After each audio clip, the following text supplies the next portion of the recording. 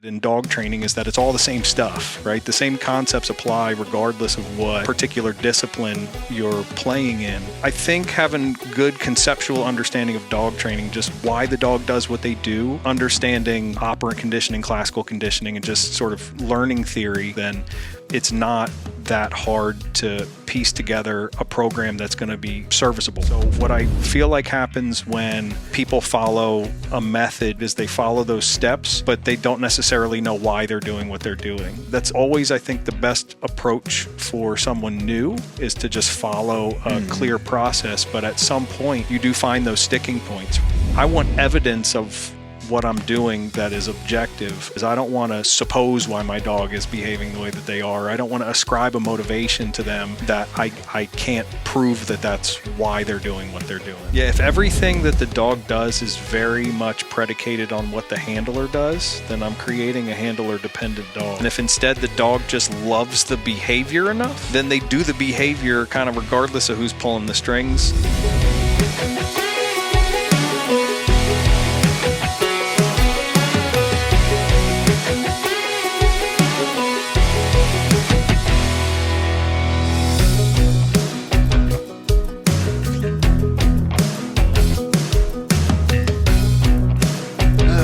All right, man, we're rolling. Appreciate you having me in your home next to all the small Muncie puppies.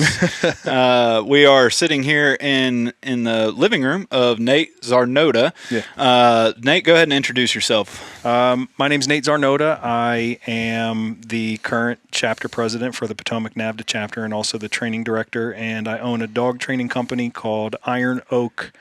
Oh boy, we just rebranded. So Iron Oak Dog Company is the name of my company. That's terrible. What were you before Iron Oak? We were Baltimore Dog Works. Okay. And so we kind of made this change. We started, working with bird dogs more regularly and moving out of the city. We kind of felt like it was appropriate to sort of a good time to rebrand.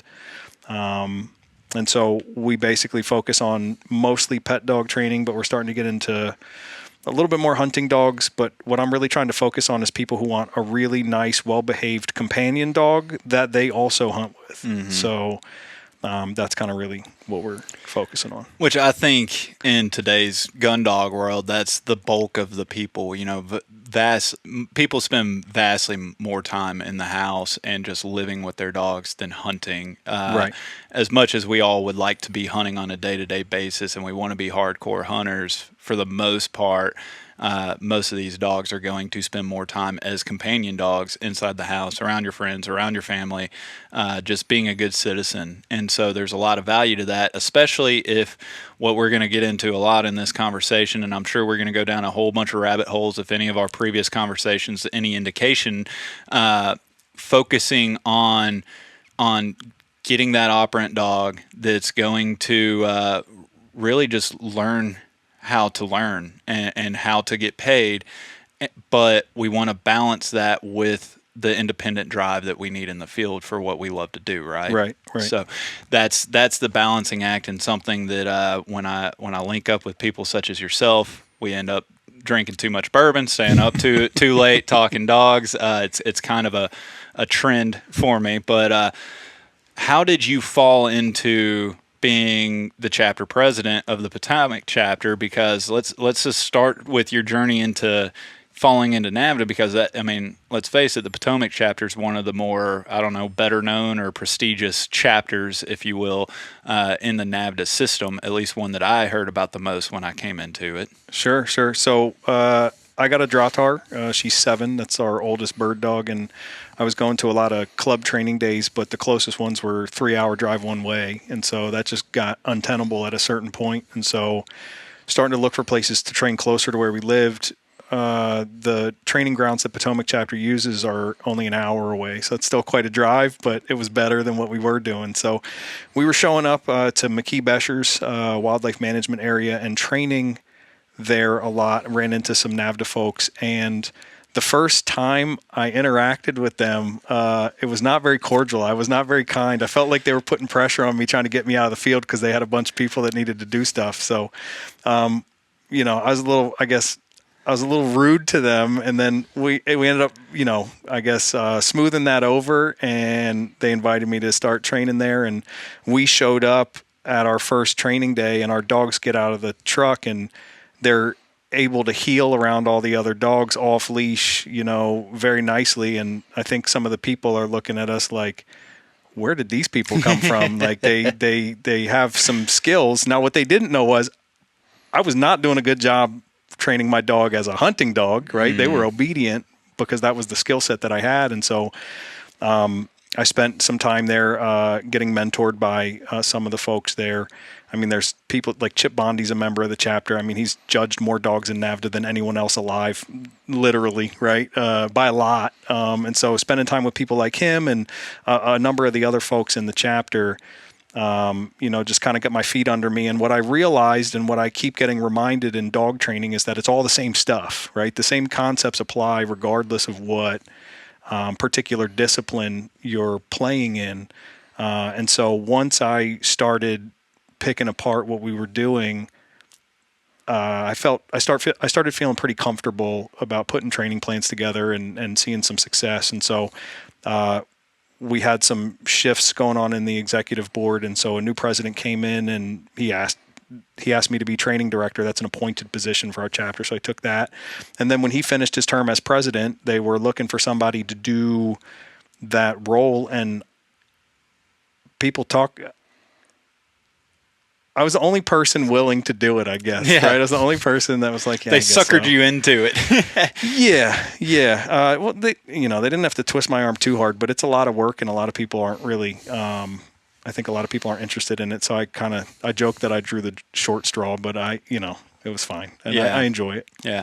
So when you said that you first got there, you had your nice heel. You made a splash or an impression at least on the obedience side, but you weren't, I guess, well versed in the hunting dog side of things. What changed from that first day showing up to being comfortable enough to all of a sudden become a training director for the chapter?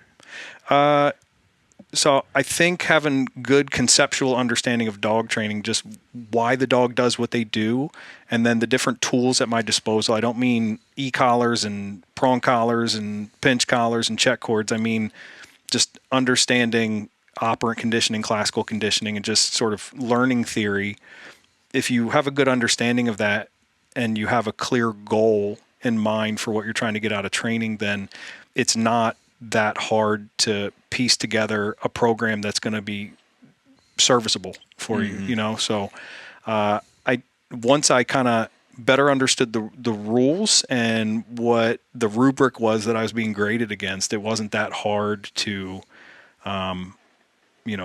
put those pieces together and start helping people be successful in what they were doing. Yeah. And, you mentioned this is, certain terms that you just used kind of reverberate through a number of episodes that I've done in the past. And I've spoken about here a little bit more often here recently is, principles over methods. Yeah. There's a number of methods out there, tried and true, proven, like on the hunting dog side of things. But if you go and follow a method from start to finish and you just kind of follow it as a recipe, it'll work for the majority of dogs and the majority of people. But the problem is you're eventually going to hit a snag, or maybe you want to improve on something, right? And if all you've done is follow a step-by-step manual, essentially, you don't know how to go about doing that. And that's why I'm an advocate for people really focusing in on and learning the concepts and the principles of dog training, because the principles, it's that old saying, I can't even remember who said it, the quote, we've already referenced it a few times in our conversations, is methods are many, principles are few. And if you focus on the principles, they are built into every single training method out there, whether they're named or called out specifically. It's the principles that are the reason why these methods work or don't work. And so once you kind of wrap your head around that and you start realizing that no matter which method you pluck out and as your preferred way, it's still the learning theory, the behavioral theory, the operant conditioning, classical conditioning that makes that work or not work. And so that's where I'm at now on my journey of trying to become a better trainer, is focusing on the principles, and then you can kind of more or less make your own path and your own method out of those principles once it starts clicking and making a lot of sense. But it's tough in the gun dog world to get that through to people, or put it in a way that it resonates with them, right? You start talking about the four quadrants of operant conditioning or classical conditioning, a lot of eyes will glaze over and they're like, man, I want my dog to be steady. Right. Right. And so when we're talking about the language, like, I'm interested, obviously you're an advocate for this. We're going to get into your journey with NePoPo and all that stuff, but I want to, as you transitioned into the training director slot, how did you go about kind of bringing these ideas and the terminology and your thought process to the average just gun dog trainer who just wants to go shoot birds on the weekend? Yeah, so I tried to show people just little drills that my dog could do that helped me articulate to people that she had a level of understanding and a level of clarity in what was being asked of her and what her criteria was, that let her do the things that I was asking her to do very cleanly. And I think when I was able to kind of show that stuff and then say, and then here's how I got there, in a way that was very actionable for people, then that's where I started getting buy-in. So what I feel like happens when people follow a method of training or a recipe, right, is they follow those steps, but they don't necessarily know why they're doing what they're doing. That's always, I think, the best approach for someone new, is to just follow a clear process. But at some point, you do find those sticking points, right? So if you continue with the cooking analogy, this dish is too sour, too sweet, or too salty. So what can I do to fix that? And if I only know that my process is I use this much of these ingredients, then I kind of miss that piece. And I think the problem solving is where having more conceptual understanding helps there. So things like clicker training, right, or using markers in training and helping people understand I'm able to pinpoint a moment in time where the dog made a good choice, and it doesn't matter that they're receiving their reward later. There's a lot of latency between the actual behavior and the consequence, that she still has perfect understanding that that behavior is what earned her that consequence. Those sorts of things, I felt like it was relatively easy to show people based on the dog's behavior, that what I was saying was true and was working, and giving people actionable advice instead of, when I listen to some people talk about dog training, it sounds like magic. And when they talk that way, then it immediately makes me feel like it's inaccessible to me. But if I can give somebody a couple rules and explain to them that they hold true in every situation, and then they come with a problem and I say, okay, now knowing the rules that you know, what do you want out of your dog? Are you trying to make something not make something happen? Are you trying to get the dog to do something or to stop doing something? And so if I can clarify my criteria there, then that decides whether I'm going to use reinforcement or punishment. Do I want, if I'm going to use reinforcement, do I need to make the dog want to do this more, or do I need to make sure that I have a means to make the dog do it now when I tell them to? And that's going to maybe decide whether I'm using positive reinforcement or negative reinforcement, rewards or pressure. And then even if we tease that stuff out even further, if I'm using rewards, am I trying to increase the level of enthusiasm or drive in the dog, or am I trying to increase the level of stability and control in the dog? And then that's going to change how I reward the dog, or how the reward is presented to the dog. And so when I can walk them through a decision tree, do you want this or this? Then move on to the next step. Do you want this or this? Then move on to the next step. Do you want this or this? Okay, now we have a training plan for just getting the general behavior and the general mental and emotional state that I want from the dog.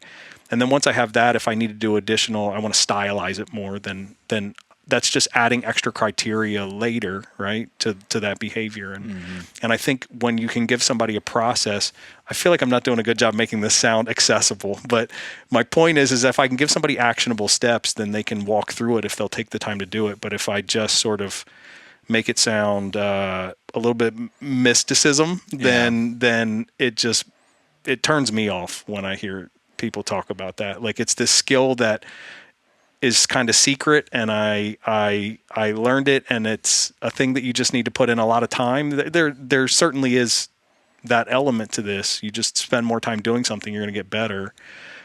But I think helping people say, like, you can do this, and here's a very clear plan to get there, as long as you'll go through this process of making these decisions, that's a lot more approachable for a lot of people. I mean, to try and sum it up, not to oversimplify it,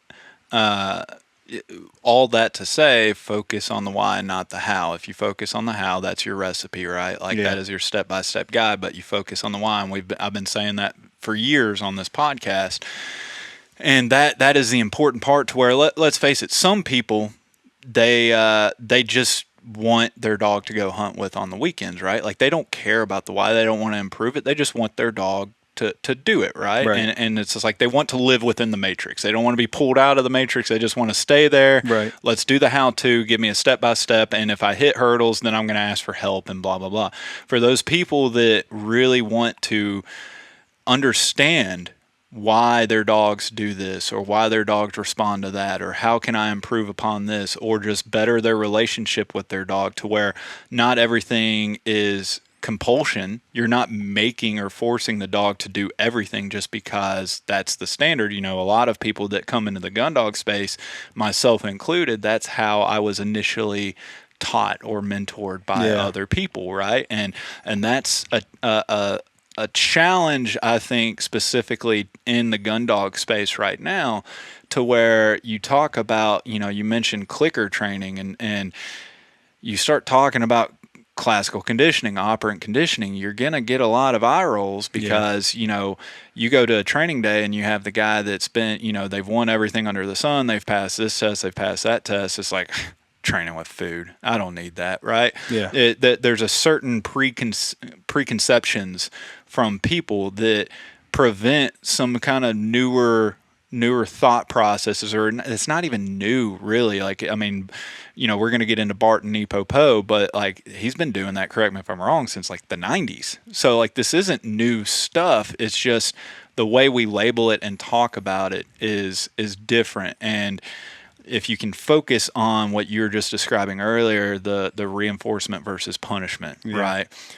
That, like, we have to start with the language of, do you want the behavior that the dog is doing or you're after? Do you want to reinforce that, make it more likely to occur in the future, or do you want to punish that and make it less likely to occur in the future?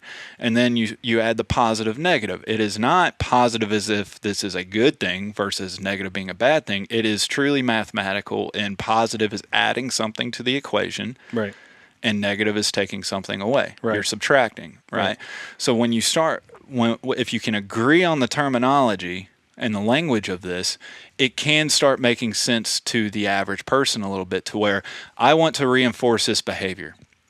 Positive reinforcement is adding something to the equation, be it kibble, ball drive, whatever. There's a number of positive, or there I go, using the wrong positive. See, it's hard to talk about this stuff in today's. Here's the easier way, right? And this is I don't want to jump too much into the NePoPo stuff too soon, but Skinner didn't do us any favors with the way that he set up kind of his explanation of operant conditioning. So I think easier way to think about it is, am I training in a reward-based system or a pressure-based system? And so if I'm training in a reward-based system, my consequence for the dog doing the right thing is they get the reward. My consequence for them doing the wrong thing is they lose access to the reward. Yes. As long as the reward is meaningful to the dog, then that can be a very powerful motivator. But the problem that I have is there's no way to make it happen right now, right, in that system. So I can get the dog to want to do it again in the future.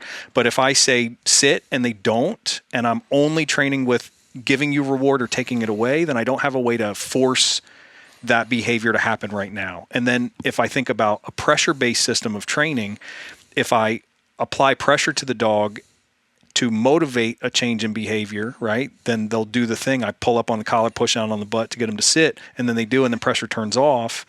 Then I have a way to make them do it right now. And they feel comfortable when they do that, right? Or in the other direction, if they're doing something that I want them to stop, the onset of that behavior is also the onset of pressure. And then when they stop engaging in that behavior, then they stop receiving that pressure.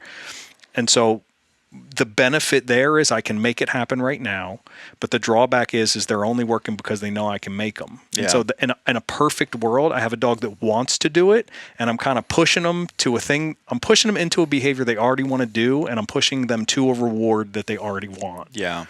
Exactly. And so we were out in the field training a little bit ago, and you said a few things kind of obviously in the spirit of this, where if you, the punishment, like you can get a dog to respond quicker using punishment than you can reward a lot of the times. But to your point, you're only getting the dog to do something because you're making them do it. Well, you can only get them. So again, we're getting the terminology pieces.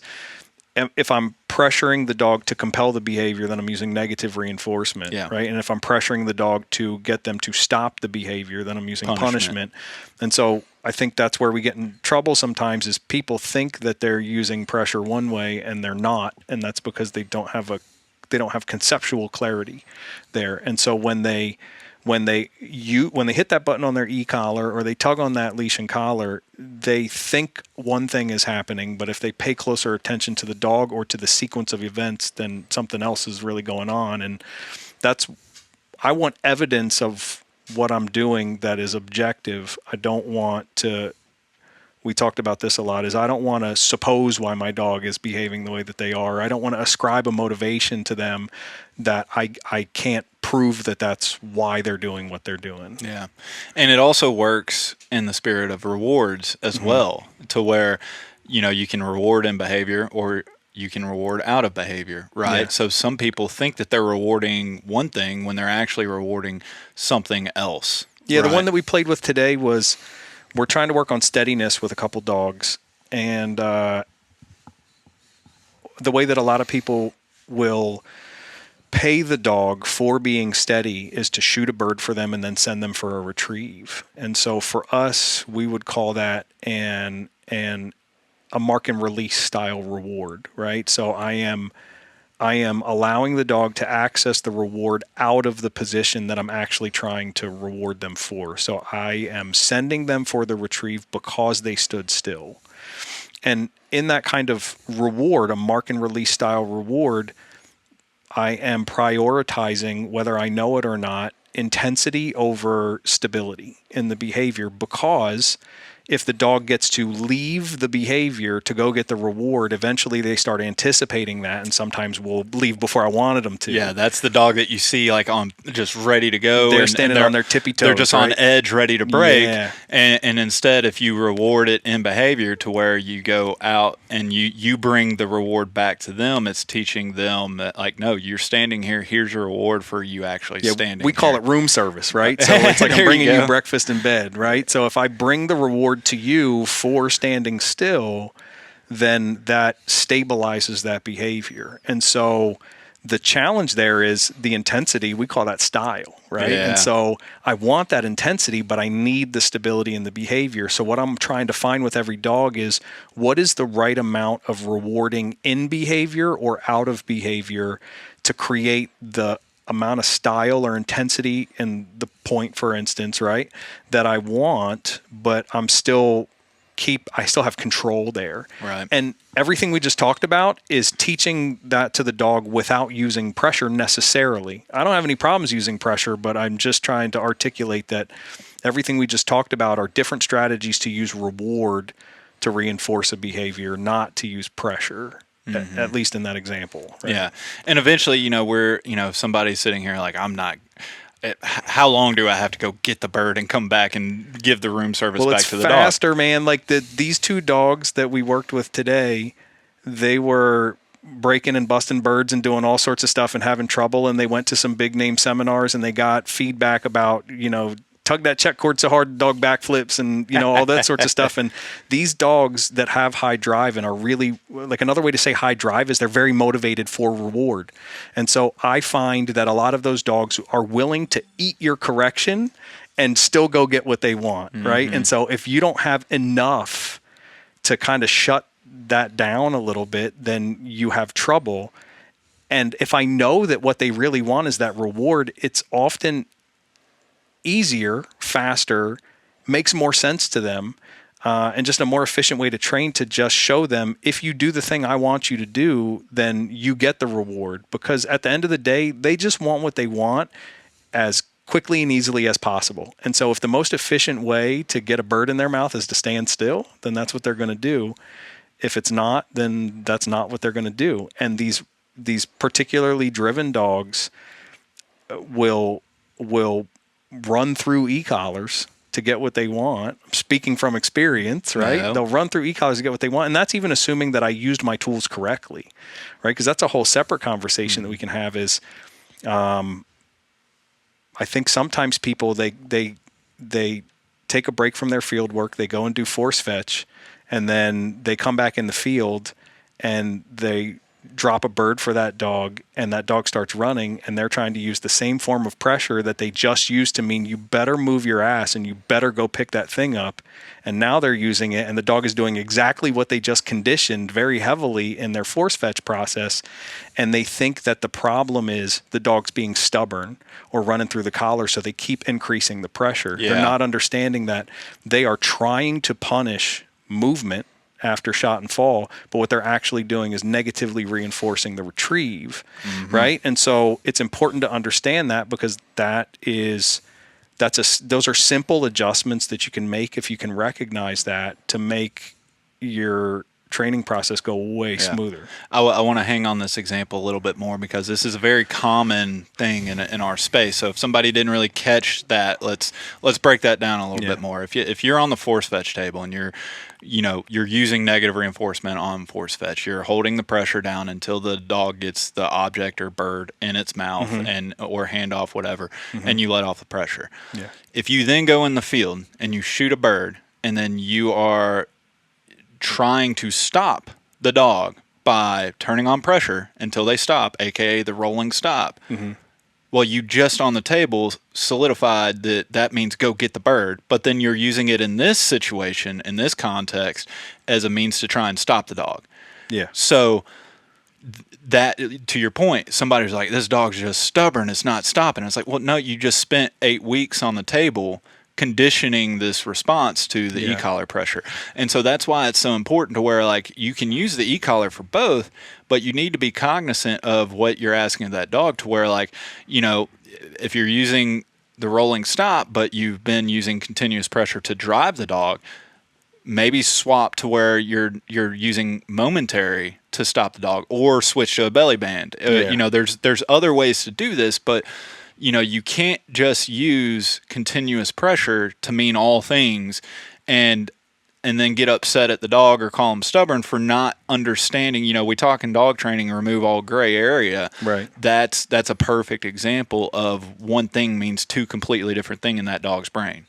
Yeah, for sure. And I think a couple things about that is you'll if you look at old articles that were written by Dobbs, right? He talks about when you're using e-collar in particular, because it doesn't have the additional component of directional information. If I pull on a leash, then I'm putting pressure on you, but I'm also kind of hinting where you're supposed to go to turn it off, right? But when he talks about e-collar use, he talks about you can really only use the e-collar for go, come, and stop. And so if he calls it the 3-action introduction, and the idea to me is just like, if I put pressure on the dog and I wanted them to move and they move, but they moved incorrectly, then I need to clarify what I was asking them to do. If I apply a form of pressure and I get to go back, that means they did the right thing, but they did it the wrong way. That's a mistake or an effort error, right? But if I apply pressure to them and they do something completely opposite of what I want to do, my presumption is not going to be that they're confused. My presumption is going to be I was not clear. Yes. Right? And I think that's really, really important. And the other thing, I had to talk about all that while I try to think about what I actually wanted to say, is there's this idea in learning theory of primacy and recency, right? And so it's the first thing that you learned. Bart will call this your mother language. If I stick with using a tool a certain way for too long, then that becomes the default behavior that when I feel this pressure signal, for instance, right, that I might do. And then recency is whatever the last thing that I did, right? Those are the things that stick out in my head the most. And so you see this if I put an e-collar on my dog because they reach that age where people tell you to start putting e-collars on your dog, you start using one when you need it, right? And so what they usually mean is that dog's not coming back to you. Yeah. So then I pressure recall with the e-collar a lot. And then when my dog is out in the field and they're not sure, if I hit that button and they're not sure what they should have done, they come back to me. Right. And that's because I've kind of installed that as their default behavior because it was the first thing I taught and I stayed using that tool for that behavior too long. Mm-hmm. This is why we try when we're using e-collar, we teach go first because our bird dogs, I want to be able to push you away from me if I need to. But as soon as I see that they understand that, maybe I'm pushing them to a training table or something. As soon as I see that, then immediately the next thing that I work on is recall. So I teach the opposing behavior so that we have balance there, right? And then I'll teach a stop, and then we start expanding out very rapidly in our conditioning so they don't get stuck on that primacy piece too much. And then the retrieve example that we're talking about, I think that's an issue with recency, right? Is recently I received this pressure and it meant to go pick something up and to be quick about it. So then when I'm back in the field, that's my last memory of this pressure. And I usually went through a very long period of time having that sort of ingrained in me. So then when I'm presented with a situation that is a retrieve, I mean, they're not misreading the context, right? And that's what's happening is they're anticipating and they're going a little bit before they were supposed to, but now they are moving, and then I apply pressure and they're like, oh, I guess I'm not going fast enough. Yep. And that's what I literally saw with my oldest dog was I'm trying to stop her with the collar on her neck, and you would literally see an increase in speed the moment I push the button. And that's when, if you understand these concepts, you go, I thought I was punishing movement. I was negatively reinforcing the retrieve. Yeah. And then what most people do is they're not going to keep pressure on once the dog gets to that bird. So even more pressure turned off when the dog grabbed that bird off the ground. So now it doesn't matter what you intended to do. You reinforce that. Yes. And this is Pat Nolan, right? He's like just an absolute sage, right? He says, the problem with dogs is they don't learn what you intended to teach them or hoped you teach them. They learn what you taught them, right? Yeah. And so that's what I saw there. So my solution to that problem with my personal dog was we did 2 sessions teaching a point of contact on the belly. We put an e-collar on the belly. That just meant stand. I made a point to put her in a sit and then stim her to see that she stands up. I made a point to have her moving and then stim her on the belly to see we have, it means 2 very clear criteria. You will stand. And if you are in motion, you will come out of motion. But we isolate those as separate things to make sure she has clarity. Dude, it took 2 sessions and then like 1 session in the field of just a little bit free running. And then I'm hitting the button and making sure it works. And then I cleaned up this major steadiness problem really fast with her just because I was able to accurately diagnose what the issue was. Right. And I mean, there's 500 million different ways to go with this, but it's a testament to you. This is important, in my opinion, for the average dog trainer to understand these concepts, because if you just follow a training manual to where if you're just reading a book, a step-by-step, pick your book or trainer method, it doesn't matter. Yeah. And it just says, to use collar to stop or go with, get the dog to go. Like, the average person is not going to figure that out without the help or aid of somebody explaining it to them. And what they're going to often do is they're going to say, again, this goes to like trying to say what I think the motivation of the dog is instead of actually observing the behavior. So what a lot of people would do in that situation is they would say, my dog just really likes birds. Well, my dog has a lot of drive. Well, my dog runs through the collar. And then like what was recently said to me, the guy was having the exact same situation. He's like, my dog was running through a 7 high. So then the solution was put a second collar on. We're double stimming this dog, 2 Garmin 550s at 7 high on both of them. And that was what he thought was that was the level of pressure that he needed to get the dog to stop. And what it really was, that was the amount of pressure that I needed to like just shut the dog down, in my opinion. I wasn't there, and so it's hard to play Monday morning quarterback with this stuff, but I feel pretty confident that because I ask these questions, right? Like part of being a dog trainer for people is you got to be able to unpack the stuff that they don't tell you, and you have to ask leading questions. So like my mentor calls it forensic dog training, right? So it's like, did you just finish force fetch? Yeah. Okay. So then what were you using the e-collar for that whole time? I'm pushing the dog to a retrieve. So in that picture, a bird hit the ground, right? And the dog's supposed to go pick it up, right? Yes. We know that dogs anticipate and they're trying to do they're trying to do the thing they think they're supposed to do sometimes before they're supposed to do it. And so when that's happening, I think the more likely issue that you had was that he was misinterpreting your signal there. And if we add more clarity, then we don't run into this situation where we're using way too much pressure on the dog. I mean, if it worked out, it worked out. But the longer I do this, at first I cared about just getting a result. And now I care about how the dog feels. Like a lot of the training that I did when I started, it wasn't fun for me or the dog. And so now I want it to be fun and effective. Yeah. And I want it to be clean. And it's important to note that, I mean, again, you come into this and compulsion, it works to a certain degree, right? It's going to get you a lot of things, but to your point, it's not always fun. And you start playing with these principles and you start understanding it, and you kind of go into these training sessions to where like, okay, how do I build this dog's momentum? How do I build their drive? Like we're training within drive. You're getting that level of enthusiasm, which translates into staunchness and style and all that stuff. You keep it at a high level. You start seeing the dogs having more fun in the training session, which means the handlers are going to be having more fun, and that relationship just builds to where everybody's in it for the same reason. The dog cares about what you want it to care about. It's working for the same reward if you think about it in the same way, and you deconstruct, like you break all of this down and you think in the weeds on some of this stuff. And to me, it shines a light on your path forward a little bit better than just making the dog do it. It's like, this is a standard. He knows the expectation. Just crank it down. And then what, like you said, people are going to all of a sudden start, well, the dog has too much drive. It wants the birds too much. And it's like, no, like we talk about all the time, when you point at the dog, you got 3 more fingers pointing right back at you. Yeah.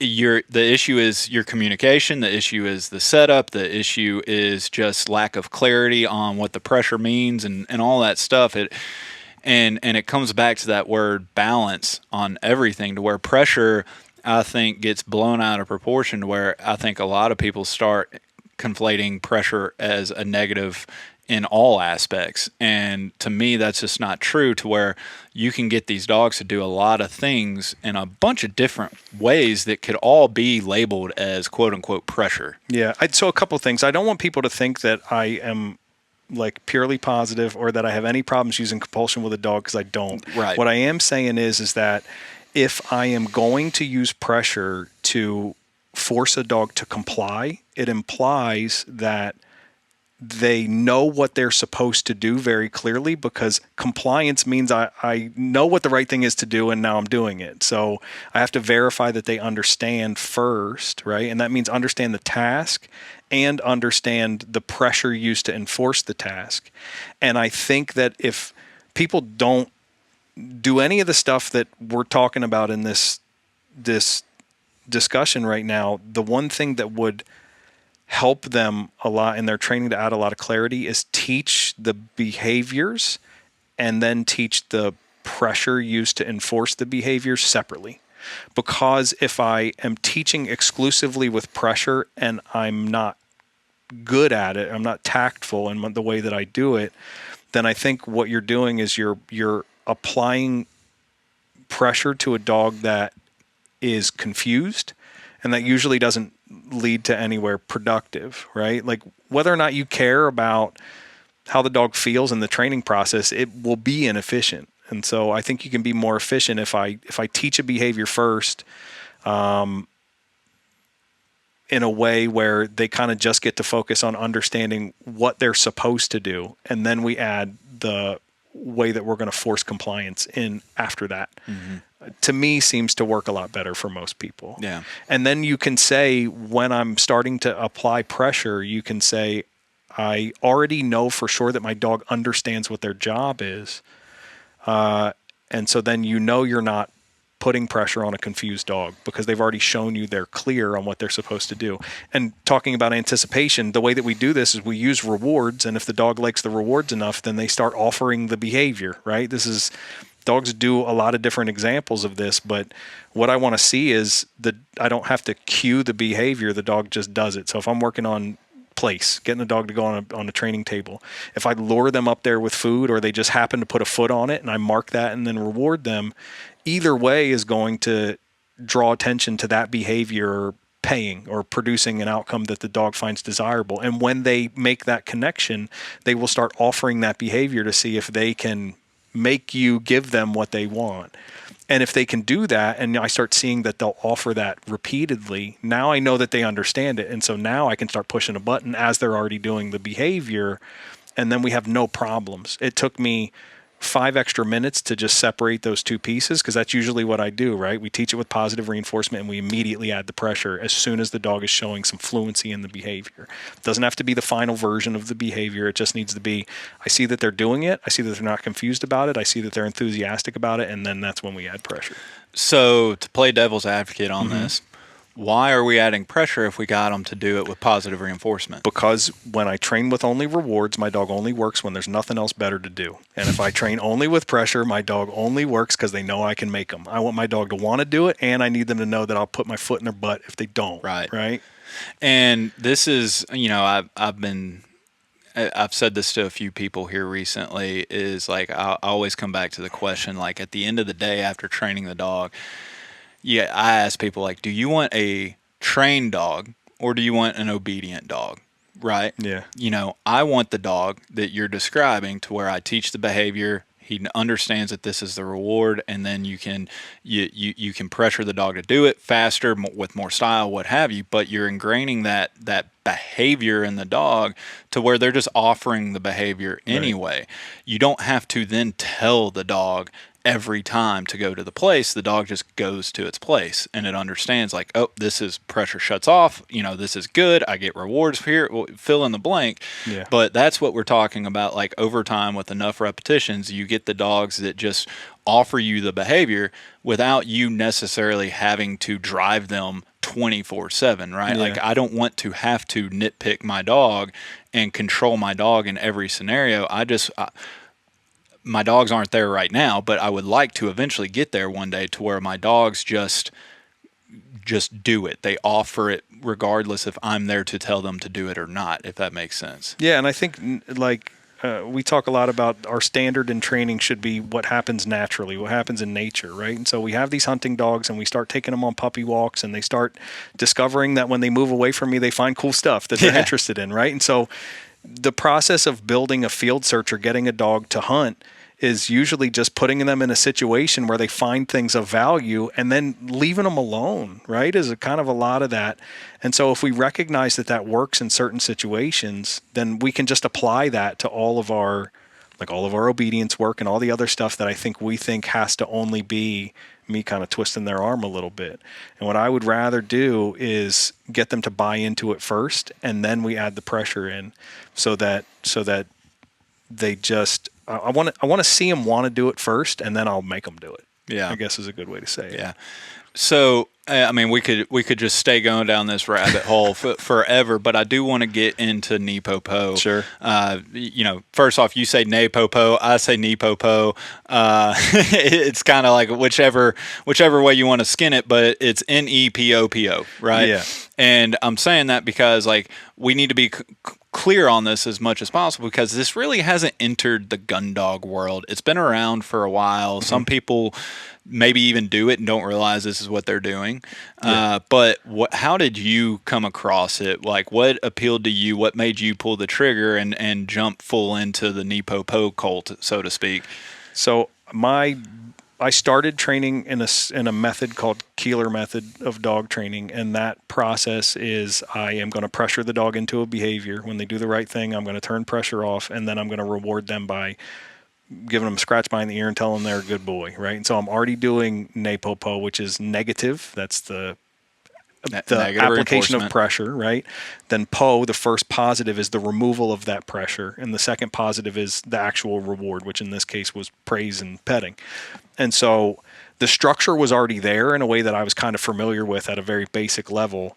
And then what you see if you look at videos of like Bart and his wife Michael working dogs is that their dogs do everything that they're supposed to do, which I was already good at getting reliability out of dogs in the obedience work that I was doing, but they looked very enthusiastic about what they were doing. And that was a piece that I was missing sometimes. And so I saw Bart at a seminar that was put on by a police association in Florida a long time ago.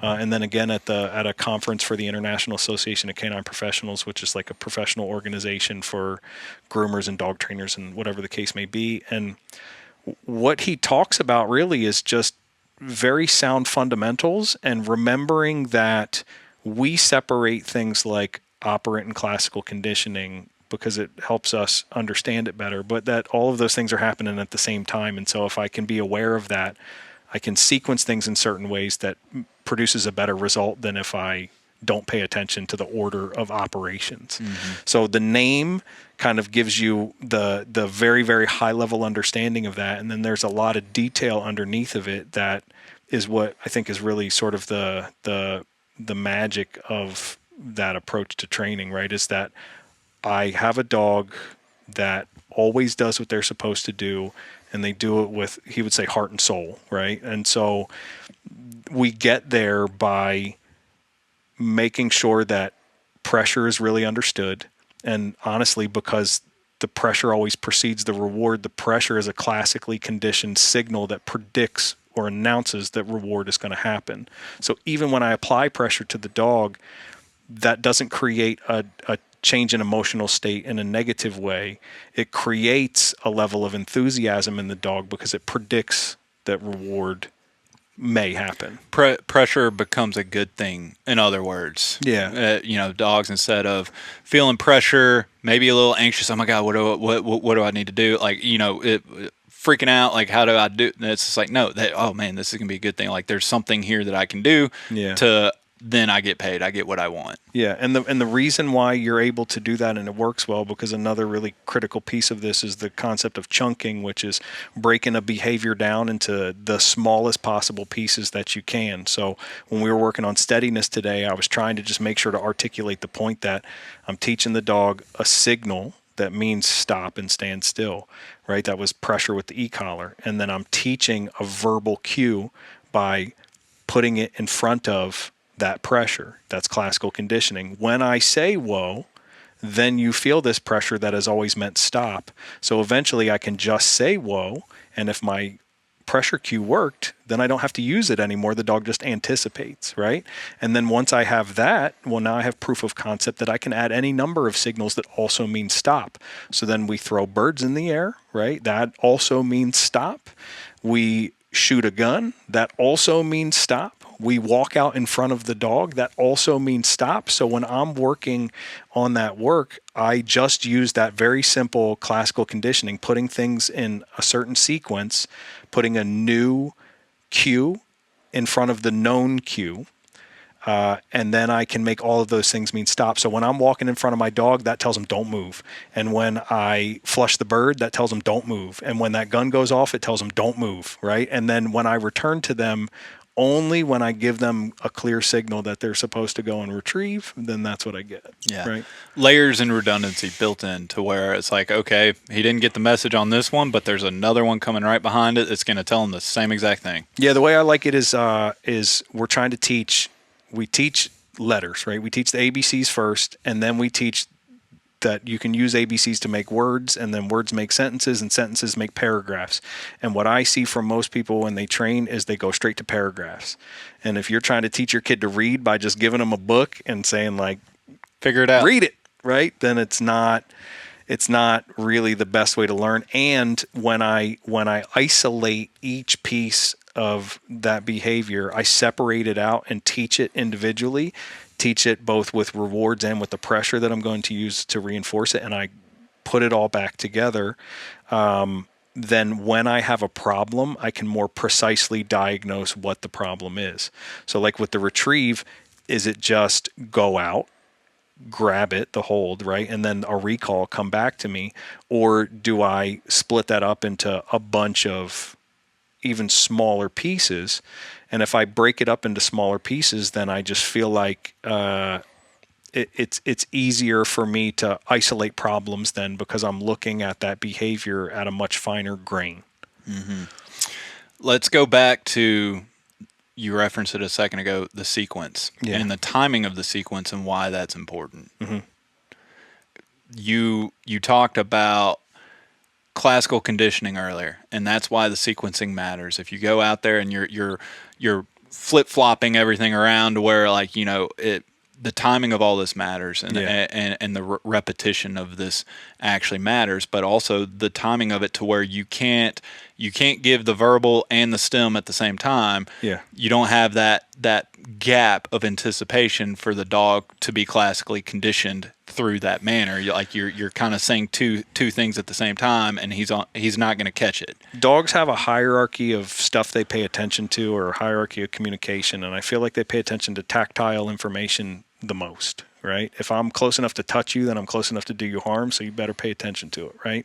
Then they look at body language next, right? So movement and my mannerisms and things, because they predict what I might do, right? So if I have to wait until you actually do me harm, that's not very good, right? I need to be able to kind of predict when that might be likely and then respond appropriately.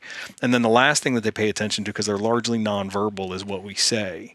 And so at any point in time, if I'm giving them two signals at the same time, like I say whoa and I hit a button on my e-collar at the same time, they are paying attention to the tactile, most likely, more than what you said. And so if we just separate those out, then I can make sure that they understand that they're responding to each of those things distinctly. Or in the case of classical conditioning, I am making one thing predict another, and then dogs just naturally anticipate. So that's how I can add new cues to known behaviors, or I can start creating like a cause and effect relationship with things. And the other thing to remember about classical conditioning with dogs is it's involuntary, right? So like all of us, when we take our dog to the edge of the field and they get all excited because that's our training field, that happened because every time you took them there, the thing that followed was fun. And so you condition that emotional state in the dog, and at a certain point you see them, they're like charging up when they're walking from the truck. And so they didn't have to wait to actually get to the field, right? They are anticipating what's going to happen, and they're getting excited proactively. And so when I see that happen by accident, then I want to be able to make that happen on purpose. Right. And that's what a lot of this is about, is taking these things that you observe and see that you know happen, and then kind of making that stuff happen on your terms. So if I know the thing that I do that precedes my bird work, right, creates enthusiasm in the dog, then how far back can I chain those signals? So if I always put my e-collar on my dog right out of the kennel, and then we walk to the bird field, now that's a signal that sort of clues them in that we're about to do something fun, right? And I can keep kind of moving that stuff backwards. So I'm just trying to associate each piece of equipment, each behavior that I'm doing, each place that I'm in, with the emotional state that I want the dog in. That's a lot of what classical conditioning to me is, in addition to just if A is present, then B will follow, right? I hope I answered that okay. Yeah, and I think it's important for the listeners to recognize that classical conditioning can be both good and bad, or I should say intentional and unintentional. Yeah, so force fetch is the best example of that, right? Is like when I put my dog up on that table that they've never been on before that time, and every time they get up there, they feel like shit because the way that I train is uncomfortable to them, and they're kind of confused. Then you start seeing, yes, some dogs will shut down on the table, but a lot of dogs they don't even want to jump up on the table, right? Dog logic is bad stuff happens there, and if I'm not up there, then bad stuff doesn't happen. So for me, what I want is, before we even start any of the trained retrieve stuff, let's just get you really comfortable and excited about being on the table. And then at every step in my process of working on force fetch, if I see that you don't like your attitude changes, right? And the work that we're doing, then I want to take a step back and say, I need to get that attitude back before I move forward, because I don't want to associate that behavior. I want to associate that behavior with the understanding that you must do it when I tell you to, but that doesn't necessarily have to mean that I also have to condition an unpleasant emotional response to that cue or to that situation. Yeah. And you just said something like, you said it earlier too, like sometimes you do have to drive the dog, compulsion. Yeah. You can balance that out even within the same session though. So let's stick with force fetch here to where like, okay, you meet that uncomfortable rep to where, all right, maybe we had to climb a little higher on the collar this time to get this rep. So you see that dog a little less enthusiastic. Well, build them back up on the next rep, right? Like you can get that momentum and enthusiasm back. So like this isn't a day-to-day or week-to-week thing to where like, okay, we have to break the dog down completely today and then tomorrow, like, no, you can, with the dog, you can actually in real time, by paying attention to that dog, you can build them up, break them down. Like, you're riding the waves within that session. And that's why this stuff is so important to recognize. Yeah. And if we kind of just take it a step back and we teach the dog the concept that when you feel pressure, it announces that a reward is going to happen, then the application of pressure tends to not have the same negative emotional response, because the dog looks at it like, this happens before I get the thing that I want, as long as they actually want that thing. Yeah. And then if I can just implement that at every step of my training and pay attention, the way that we would say this in NePoPo is hope has to outweigh struggle. So whatever difficulty the dog is enduring, whether that's mental or physical, in the exercise that I'm working on, their perceived value of the reward that they get at the end of that sequence, as long as that's higher than their perceived value of pressure, then their attitude will trend positive, right? And so that's really what a lot of this is just trying to make sure that I'm leaving enough of a good thing happening in what I'm doing for the dog, that they're focused on that more than they're focused on the compliance piece, right? In terms of the pressure that I'm using. Yeah. How somebody is intrigued by this, they want to start figuring it out. They, what's your best advice for them to go find somebody that's explaining it better than me, because I feel like I'm doing a terrible job. It's some of these episodes, it's like trying to wade through some muddy water here, but ultimately, like, let's talk about reward structure. Yeah. Okay. Because I think that's a good way to go about this, is start talking about rewards, to where I think a lot of people, when they think about rewards or clicker training, they picture the PetSmart trainer like click, kibble, click, kibble, click, kibble, and the kibble never goes away. They think that you're just in a never-ending cycle of carrying kibble in your pocket for your dogs, right? And that's not the case, to where when you're teaching a behavior, you're probably on a fixed rate, but eventually that's going to become intermittent. That's going to become variable. So like the goal with all of this stuff is still to teach the behavior to eventually not need to be carrying the kibble, or at least transfer the reward to, say, the bird. Like the bird is the reward, right? And yes, go ahead. So all right, so if I take a big step back, if you talk to anybody that works in the NePoPo system, they'll talk about a book called The Talent Code by Daniel Coyle as like their training Bible. And so this book is basically about how people that are very good at skill-based behaviors became that way. And he really breaks it down that there's three key elements. And the first one is ignition. And the idea of ignition is that there's an internal motivation from the student to want to do the work. So we do that with our dogs by making sure that we have some reward that they're working for that they value highly. And so we can spend time building that. And some dogs have plenty of that to start, right? So I think it's pretty standard across the training that we're doing with our hunting dogs. People talk about, we build drive first, right? So we don't put a lot of rules in place. We just show the dog this is a lot of fun. We try to turn him into a predator, right? I want to build a monster, the way Grayson would say it, I like a lot, right? I want to build a monster first. And so that's the idea here too. But I don't want just a monster for birds. I want a monster about food, and a monster about playing tug, and a monster about playing fetch. And so I'm going to do things to nurture all of those rewards to make them as powerful as I can. And there's a couple things about that make that happen. The first is if I put too many rules on a game too early, it's not fun anymore. And the second thing is scarcity is a good way to make something more meaningful. So I'm trying to use retrieving as a reward, but I throw it, instead of 3 times, I throw it 30. And by the 30th one, the dog's like, I don't ever want to touch a bumper again, right? Or if I'm trying to offer my dog food and they're already full, then that's not going to work, right? So I need to train them when they're a little hangry, right? So I'll just time my training sessions when they're already going to be hungry anyway, right? That helps me build desire for that food because it happens in association with training, right? And so I need to build that ignition that gives me the gas in my tank that I need to put the miles in of repetition, right, to do the work. The second thing that we need is deep practice, and deep practice is practice that is focused on finding and fixing errors. So the example in the book that they talk about is a woman or a girl is playing piano and she hits a wrong note. And what most people do is they just keep playing the song. What she does instead is she stops there, goes back to the beginning, right? And she plays that same part and she practices until she hits that note right, and then she moves on. We don't gloss over mistakes. When we see mistakes, we fix them right now before we move on with anything else, right? And so that concept of deep practice is important, and a really key important part of this is if I have enough motivation for the rewards that I'm using and I'm making sure that the dog only gets those rewards by doing the correct thing, then they start trying to find and fix their own errors. I don't have to do so much work.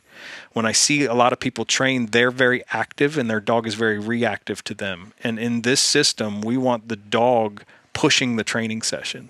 When I get my dog out of the crate, I want them staring at me. And they're like, what do I have to do to make you do the thing that I like, right?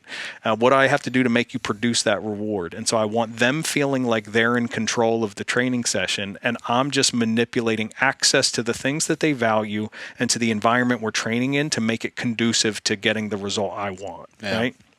And that piece that I'm touching on now is the final piece in that book, which is all of these people had a master coach. That was the person that could tie their ignition to a training plan, right, to get to the result that they were looking for. And so that's where us having a good understanding of just the rules of dog training, because there are a handful of rules of dog training that are going to apply no matter what you're doing. And if I have good understanding of those things, and my dog has proper motivation, then I can come up with a training plan that usually is going to get us where we want to go. Yeah.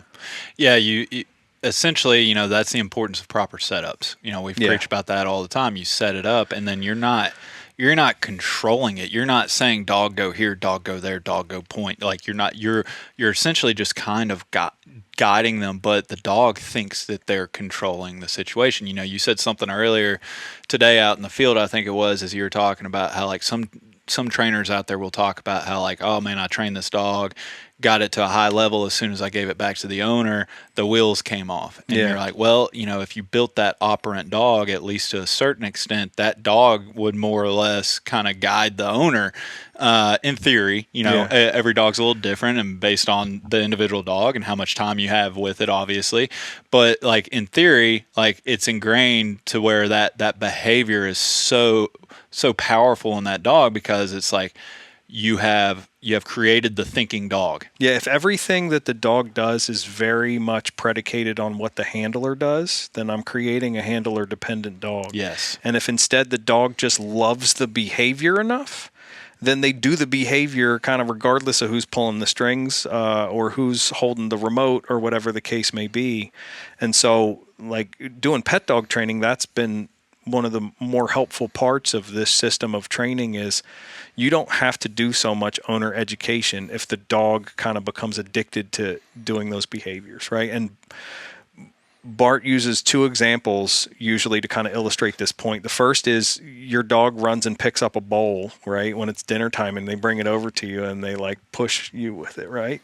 And so that's spontaneous behavior, but when your dog picked up the bowl and brought it over to you, you're like, I wonder if he's hungry, right? And then you dump some food in there and the dog's like, bingo. Yeah, I know how this works, right? Yeah. But then when you go to try to get them to pick up birds for you, they give you one of these, right? Yeah. And so why is it that when the dog does it themselves, they love it, And then when I try to get them to do it, they don't love it so much. And I think that illustrates a problem maybe in the training process, right? So if I can get them to love the behavior I want, then they're going to want to do it. They're going to want to do it, right? And then I don't have to work so hard to make them do it. The second example that he gives is in tracking, right? So you put your dog on leash, you go to take them out for a walk, and they're pulling you all over the place, right? And they got their nose to the ground the whole time. But then when you go to try to work on, like in the JGHV test, we're doing blood tracking, right? Or even your drags, right? They put their nose down, they go, and then all of a sudden head goes up and they break into a field search, right? Why were they so committed to that tracking or trailing behavior when it was their decision, but they're so uninterested in doing that the way you want them to do when you ask them to do it? And if we ask ourselves that kind of question and try to figure out why when they invent the behavior, right? Or I guess not why, but when we notice that when they invent the behavior, they take more ownership of it. And of course it was my idea, so it was a better idea, right? And if we can make them think everything was their idea, then we get that internally motivated student who is trying to find and fix their own errors. Yeah. And problem solving, or at least challenging the hurdles. You know, we talked about, I think it was last night, maybe on the second glass of bourbon, we were talking about how this, probably why I can't think straight now. This stuff matters because it matters more if you work for it, if you make it challenging. Like, you know, if you just make it super easy to them to where they're not even having to think about it, it's not going to mean as much for the dog. Yeah, what we were talking about specifically was how dopamine works, right? And so with my clients, I share this little short animated video. Andrew Huberman is the person talking in it. And what he talks about is if something has just an inherent value to us and we receive it kind of in exchange for nothing, we still value it in that way. But if we have to work for it, that's when we get this spike in dopamine, right? Which is the brain chemical that motivates us to put effort into things. And so it just increases the value of that thing when we tie work to the receipt of that thing, was what we were talking about. What's the difference between a dog that's a dopamine dog and an endorphin dog? So you see some dogs that are very motivated for reward. So a lot of these high drive dogs that we try to use a ton of pressure on, I think you will train them more efficiently if you focus on controlling access to rewards. There are some dogs, though, that they're like, man, I could take it or leave it. I don't really care so much about that reward. And then you spank them a little bit, and then a lot of times they care about the reward more and they work a little harder, right? And so I think that that's the main difference between them. I would say that most of our dogs are very much dopamine type dogs, like just controlling access to reward. They want to work for that stuff. That's why they're willing to quest, right, and do the hunting and searching behaviors that they're looking for. If they didn't like the reward, if I always had to push them to hunt, then they wouldn't be good hunting dogs. So I think it's bred into them for a long time to just naturally be more reward oriented, which is why it seems to me a little counterintuitive to lean on, not to lean on pressure so hard, because pressure is important, right? Again, I have to be able to enforce compliance. When the dog says, I heard what you said, I understood, but I don't want to do that, we have to say that's not an option. But if I can show them when you try something other than what you're supposed to do, it doesn't pay, then I feel like that's really powerful. And again, going back to nature being our standard in training, you see this when you hunt your dog on wild birds. We were talking about our dogs in pen raised setups, right? Different situations, the bird doesn't act right, and then the dog doesn't act right. And then when you take them out hunting and they try it 10,000 different ways and that bird gets away from them every time, and then they finally hold point and they're like, oh, I don't know exactly how to make this work, but I know right now that bird's still there, so I'm still in the game, right? And then we can connect those dots that follow for them. That works really well, right? So the things that we see in wild bird hunting are the dog makes mistakes and then they lose their reward, right? We see that sometimes they can do everything right and they still don't get their reward. So there's some variability there, right? And so the combination of these things create sort of like a gambling addiction a little bit, I think, right? And so that's where we get all of the intensity in like the pointing on of the wild birds, right? And we see that they work so hard to try to figure out what they're supposed to do, and a lot of that is stuff that they can learn, but we can't really teach very well. We have to let the bird teach them that stuff. That I think if we can bring more of those concepts into what we're doing when we're doing training setups and when we're doing obedience, that we'll just get better results. That's what I'm trying. That's what I'm trying to do. Let's talk about variability for a minute. Mm-hmm. The kibble, the food, that's the easy thing to quantify variability. Like, you know, how much, how often, well, that's the rate. But let's just go down the variability rate to where, let's go in the field. Let's talk steadiness. How do you go about balancing giving them the reward of the bird versus not giving them the reward of the bird, maybe in the form of a denial or something, and maybe this isn't even in the form of a punishment. Maybe the dog didn't do right, so they don't get the reward. I'm talking about, like, you don't want to send your dog every time to get that reward, right? So let's talk about that for a little bit. So dogs pick up on patterns really quickly, and so if I do a certain set of things in a certain order every single time, then they start anticipating. They kind of try to push the pace of those events. They're trying to get to the end faster. And so when I see that, I can use it to my advantage when it makes sense, and I will find it bites me in the ass sometimes too, right? So when I'm working with dogs if we're going to use field work as the example, what I'm trying to do first is show them, if you do this the right way, you do get a reward 100% of the time. So we would call that a fixed, my language is escaping me right now, right? But like, we're on a fixed schedule of reinforcement. There we go. Right? I can put words together a little bit. So that's a fixed schedule of reinforcement, right? I do the behavior correctly, I get rewarded every single time it happens that way. The problem with that is at a certain point, it becomes sort of old hat to the dog, so the reward doesn't matter as much. It's like it's a given that it's going to be there. And so then what we can start doing is we make that game a little bit spicy, where we go, like, sometimes you do the right thing and you still don't get what you're supposed to get, right? So sometimes I'm increasing the number of repetitions you have to do before you get rewarded. Sometimes I'm increasing the duration of a behavior before you get rewarded. And when I start adding that variability there, they've done studies where they're measuring the dopamine response in animals, and that makes dopamine shoot through the roof, right? So when I introduce the idea of maybe if you do everything right, maybe you'll get what you want, right? Then that creates, frankly, a certain amount of frustration, right? And it creates a more intensity in behaviors because of that associated increase in dopamine. And so that's what we're trying to do in those situations with the dog. So early on, I want the dog to be very certain. I did this thing, I get a reward. That's our learning phase. And then when we get to that intermittent reinforcement phase, I'm trying to say, like, sometimes you do everything right and you don't get paid. And that's not so much about it being random. It's more about I'm trying to extend the amount of time the dog is willing to work without reinforcement so that it's longer and longer. So field search, if I have a young puppy, like what I've seen with some young dogs is I take them out for puppy walks too long, and there's nothing for them to find, and they start just kind of hanging out near me because they think we're just taking a walk.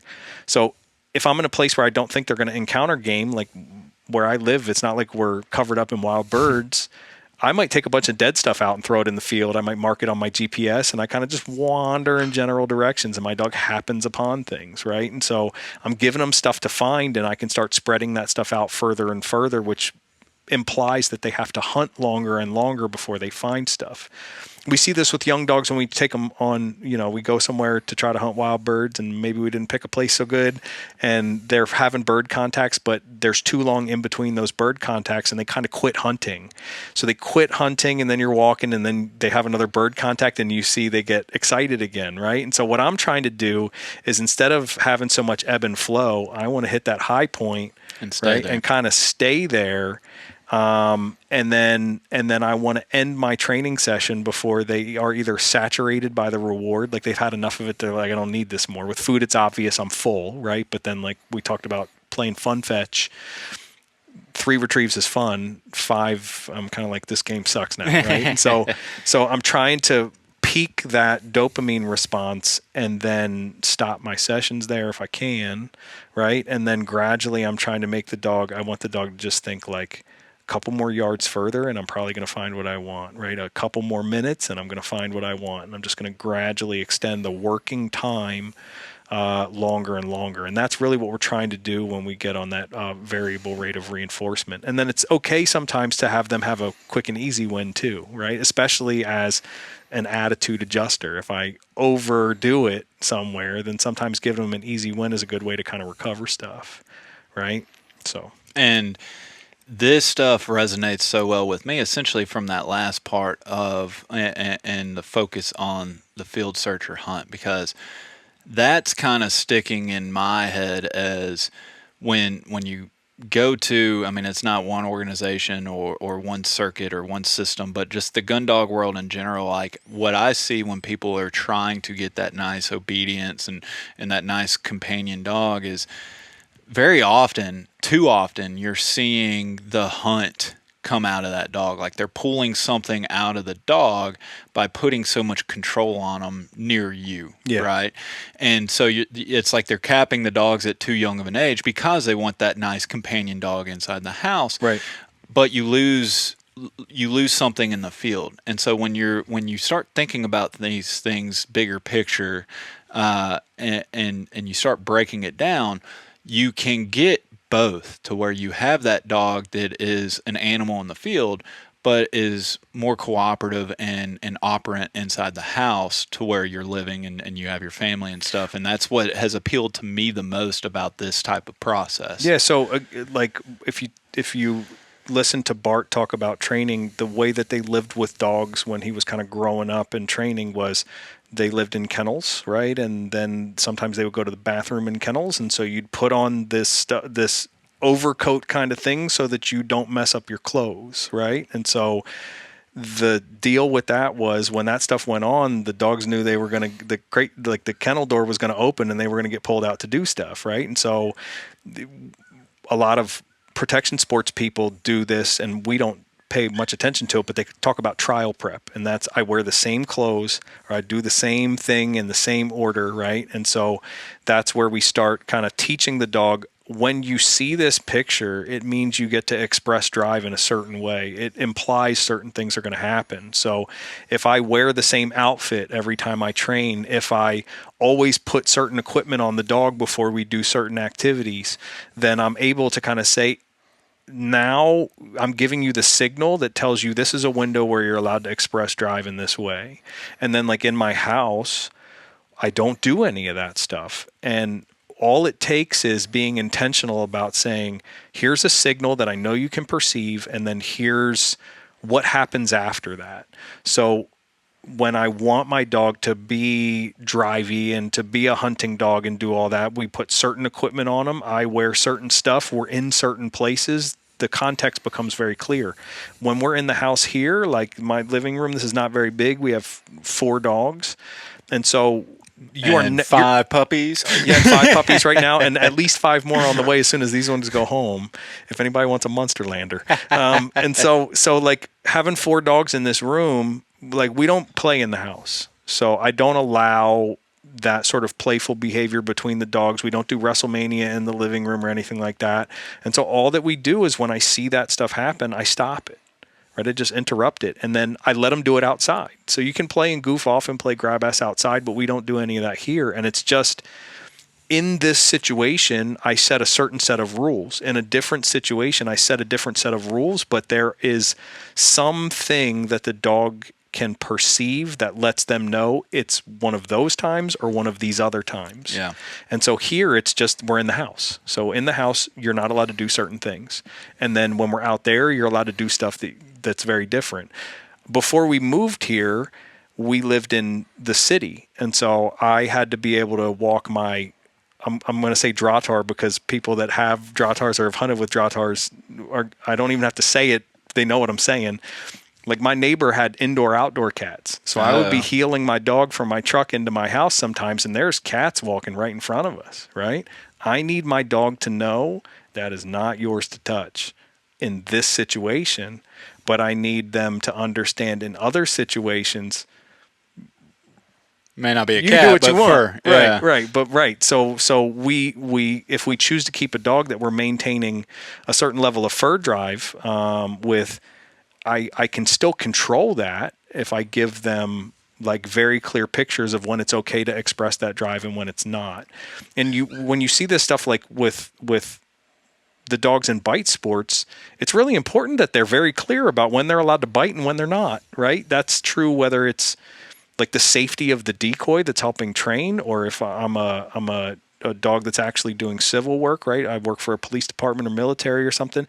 They can't be going around biting people indiscriminately. That's where you get lawsuits, right? And stuff. Right. And so we have to make that stuff really clear. And you can do this to different degrees with different dogs. Like I said earlier in conversation before we were recording that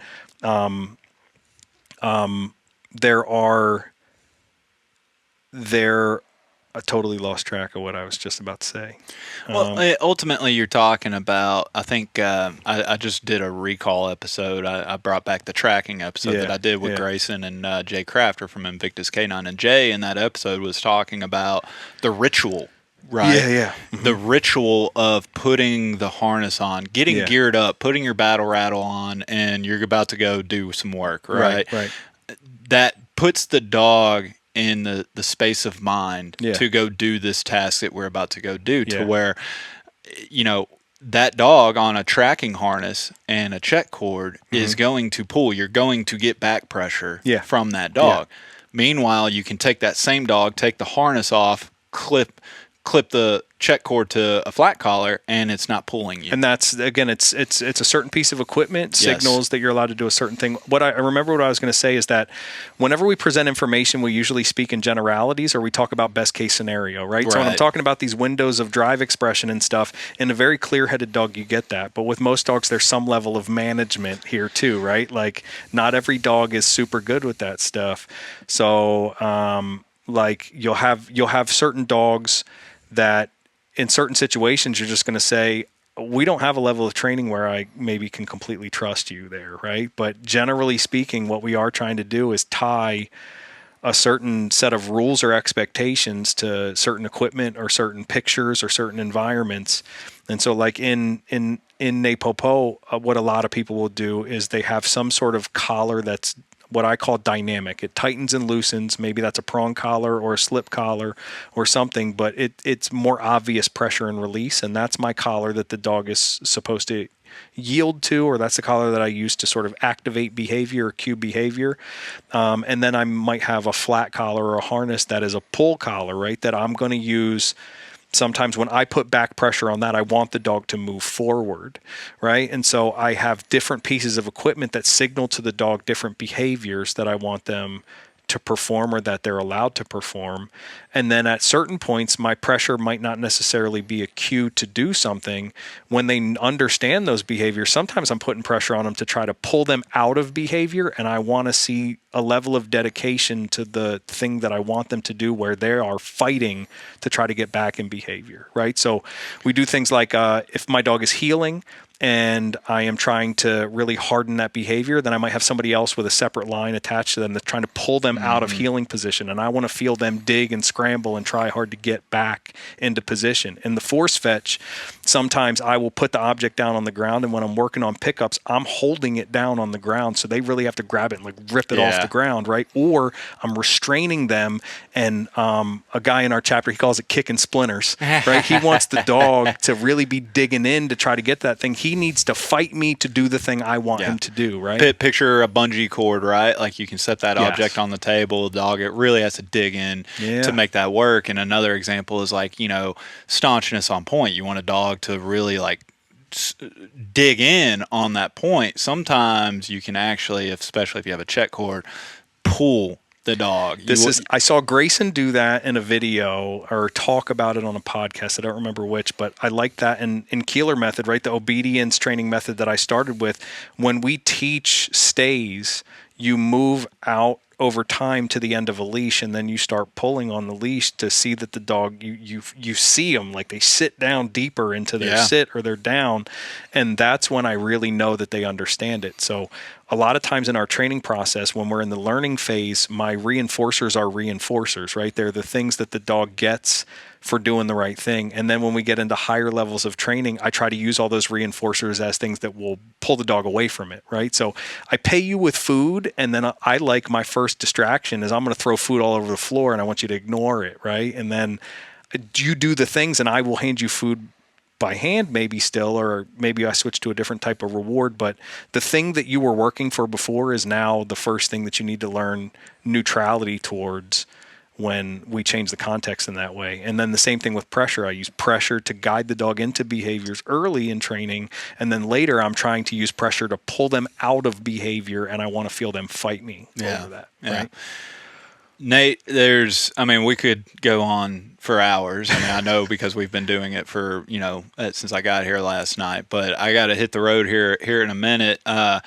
Tell everybody where they can find you if they want more information. Check out, you're doing blogs and some great information on your blogs. We didn't even touch on what you've been writing on, the operant conditioning wheel and stuff like that. Yeah. If they're curious, you're starting to put some stuff out on your website. And where can they find more information about your setup and what you do? Our website is ironoakdogs.com, and that's our handle on Instagram and Facebook as well, also on YouTube. I'm doing my first NePoPo seminar. This has actually been good prep for that, trying to organize my thoughts a little better, right? So I have to go back and really write some stuff out. But we're doing that at the end of June here at Central Penn Sporting Clays. So hopefully people can maybe come to that. I do try to share stuff online. And then the other thing that Bart and Michael recently announced is they're offering their Silver School, which is the conceptual part of NePoPo. They're going to start offering that online. And so if people want to learn about this training system, they're getting to the point now where they're making it really, really, really accessible for anybody who's interested in that. And then to learn more about it, there's gold schools where you learn practical application from someone certified to teach you. And there's a lot of very good people that you can learn that stuff from. Like I went to that, but I'm not a person, I can't make new NePoPo people, but I went to somebody who was able to do that. Right, so you can't certify me right here. You can't knight me or anything. No. there's conditions that you have to fill, right? And so they're trying to make sure that the people that are promoting this method understand it well, right? And we talked about that. Like there are ways of training where there's some gatekeeping, and it's not so much about like trying to keep people out, but it's just trying to make sure that the information is good and that the way that it's being presented is correct. Yeah. Right. Not all gatekeeping is created equal. Not all of it is bad. Some of it, people spend their lives and energy and effort and money developing something. They want to make sure that, let's face it, some people can just come in and they can bastardize anything in the name of, what someone else built. And so, the NePoPo stuff, like there's a process. You might look at it and be like, man, really? Like I got to jump through the hoops to do this. But, when somebody builds something like this, you can't fault them for trying to protect the name or the brand or the process that they've built. Yeah, and I think that the biggest takeaway is that there are people that are using this to create reliability in their dogs at the highest levels under like some of the most intense conditions in terms of competing motivators and just difficult environments to operate in. And so that to me is proof of concept that if it works for those training disciplines, then it can certainly work for us. At the end of the day, like running a test is not as big of a deal as like, I don't know, being in a war zone or something like that. Right. And so if it works for that, then it can work for us. Yeah. And just making sure that we are, that we're explaining things to the dog in a way that they really understand, and that we don't have to wonder if that's actually happening, right? Like those are the things that were really key to me. Is it's diagnostic tools to be able to really determine if I'm on the right track. That's what I really got out of that method. Gotcha. I'm sure this isn't going to be the last time you're on the show. I'm sure we're going to repeat it. Us dog nerds got to stick together and learn off of each other. But it's been fun getting to know you, and appreciate you welcoming me into the house and kind of humoring me in the field earlier today. Yeah, man, I appreciate your time. Thank you.